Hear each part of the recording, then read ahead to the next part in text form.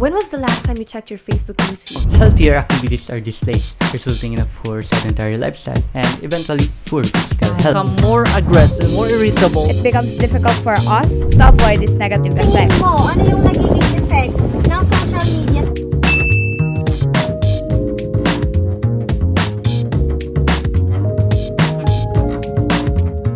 When was the last time you checked your Facebook newsfeed? How about the last time you tweeted or even checked a TikTok video? I bet a day hasn't even passed without you doing any of this. Well, you're not the only one. Because according to global social media statistics of Data Reportal, there are 4.76 billion social media users in the world with an average daily time spent of 2 hours and 31 minutes. Let's be real. You're exceeding these numbers, right? Is your eyesight still clear? How about any backaches? Undoubtedly, the use of social media is helpful in many ways, such as connecting with people, providing entertainment and others.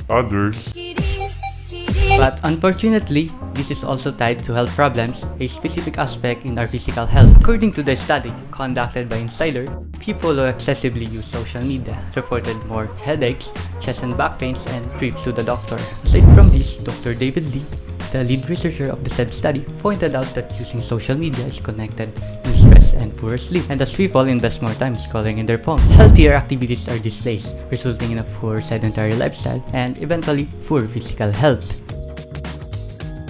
Sa tingin mo, ano yung nagiging effect ng social media sa mental health mo? Is it a positive or negative effect?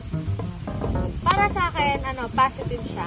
Kasi after long day na pagtatrabaho, syempre nakaka-stress yun. And as well as, alam mo yung because of the social media, tuwing mag-i-scroll ako, nakakakita ko ng mga funny videos na talaga nakakapagpa-relax. Especially na nababago yung mood ko eh. Stop now kasi nagiging negative na siya.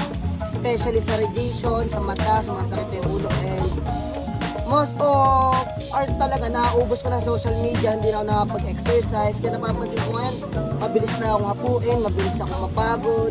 So parang nagiging negative na siya.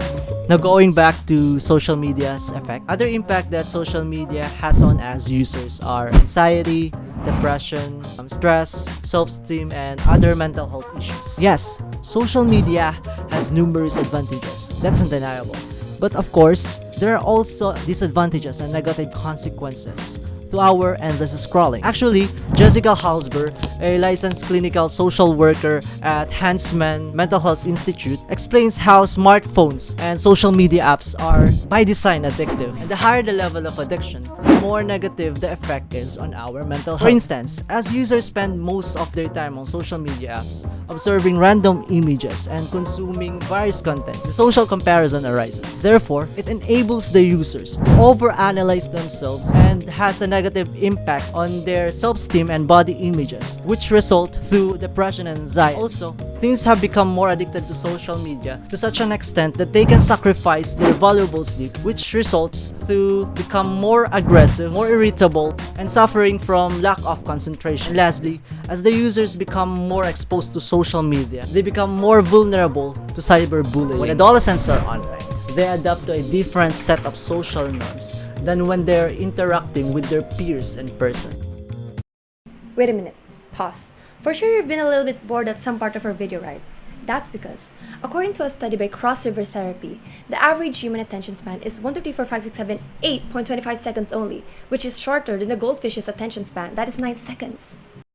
Indeed, social media has a huge impact on our health, and amidst digital era where almost everything is inclined towards social media, it becomes difficult for us to avoid these negative effects. But don't worry, there are 4 simple measures we can take to have a healthier and more positive social media experience. First, reduce time online. Second, change your focus. I still love you! Third, spend more time with offline friends. And lastly, express gratitude.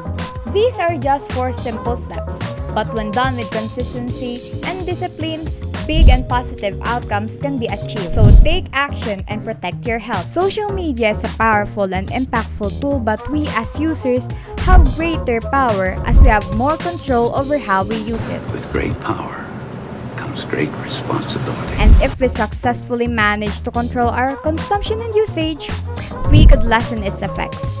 Thus, this may be cliche, but always remember to use social media responsibly.